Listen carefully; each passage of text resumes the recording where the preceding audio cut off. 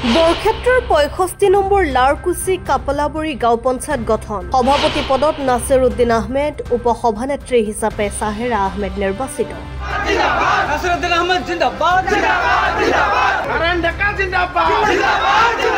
বৰক্ষেত্ৰত গাঁও পঞ্চায়ত গঠন প্ৰক্ৰিয়াৰ সামৰণি শুকুৰবাৰে বৰক্ষেত্ৰ উন্নয়ন খণ্ডৰ অধীনৰ 65 নং লাৰকুচি কাপলাবৰী পঞ্চায়তৰ সভাপতি নিৰ্বাচিত হয় সভাপতি হিচাপে নিৰ্বাচিত হয় 6 নম্বৰ ৱাৰ্ডৰ সদস্য নাছিৰুদ্দিন আহমেদ পঞ্চায়তখনৰ ৱাৰ্ড সদস্যসকলৰ মাজত 6টা ভোট লাভ কৰি সভাপতি হিচাপে নিৰ্বাচিত হয় নাছিৰুদ্দিন আহমেদ এসময়ত গুৱাহাটী লোকসভা সমষ্টিৰ যুৱ কংগ্ৰেছৰ সভাপতি নাছিৰুদ্দিন আহমেদ অসম প্ৰদেশ যুৱ কংগ্ৰেছৰ সম্পাদক আছিল এসময়ৰ প্ৰভাৱশালী মন্ত্ৰী প্ৰয়াত ডাক্তৰ ভূমিধৰ বৰ্মন আৰু বিধায়ক দিগন্ত বৰ্মনৰ ঘনিষ্ঠ নাছিৰুদ্দিন সভাপতি নিৰ্বাচিত হোৱাত কংগ্ৰেছ মহলত আনন্দৰ জোৱাৰ উঠিছে আনহাতে পঞ্চায়তখনৰ উপসভানেত্ৰী হিচাপে নিৰ্বাচিত হয় 7 নম্বৰ ৱাৰ্ডৰ সদস্য সাহেৰা আহমেদ উল্লেখযোগ্য যে বৰক্ষেত্ৰ উন্নয়ন খণ্ডৰ অধীনৰ 15খন গাঁও পঞ্চায়তৰ সভাপতি নিৰ্বাচন প্ৰক্ৰিয়া 4 জুনৰ পৰা 11 জুনলৈ বৰক্ষেত্ৰ উন্নয়ন খণ্ডত অনুষ্ঠিত হৈছিল অন্তিমটো দিনত উন্নয়ন খণ্ডটোৰ অধীনৰ অন্তিমখন পঞ্চায়ত হিচাপে 65 নম্বৰ লাৰকুচি কাপলাবৰী গাঁও পঞ্চায়তখন গঠন কৰা হয় মই 65 নং লাৰকুচি কাপলাবৰী গাঁও পঞ্চায়তৰ অন্তৰ্গত 6 নম্বৰ ৱাৰ্ডৰ পৰা ৱাৰ্ড মেম্বাৰ হিচাপে জয় হৈছিলোঁ আৰু আজি মই 65 নং লাৰকুচি কাপলাবৰী গাঁও পঞ্চায়তৰ সভাপতি নিৰ্বাচনৰ দিনবাৰ ঠিক কৰিছিলে আৰু আমাৰ মাজত নিৰ্বাচন প্ৰক্ৰিয়াৰে হৈছে শেষ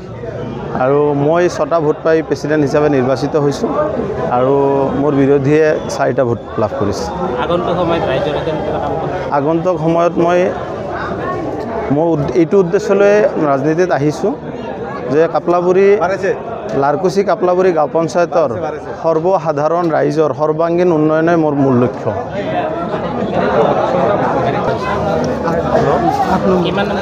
আঠ নম্বৰ ৱাৰ্ডৰ পৰা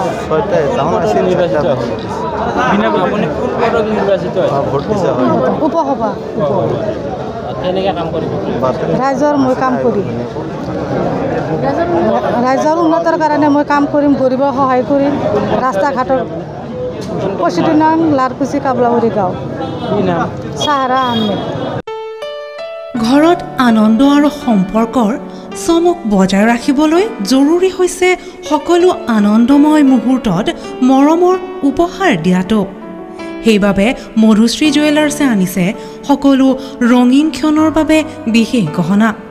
হীৰাৰে হওক সোণৰে হওক বা ৰূপৰে হওক শ্ৰেষ্ঠ ডিজাইনছ আৰু হলমাৰ্কযুক্ত গহনাই ৰাখে সম্পৰ্কক নিখুঁত তেনেহ'লে আজিয়ে আনক আনন্দ মধুশ্ৰী জুৱেলাৰ্ছৰ সৈতে যোগাযোগ কৰক 7002800341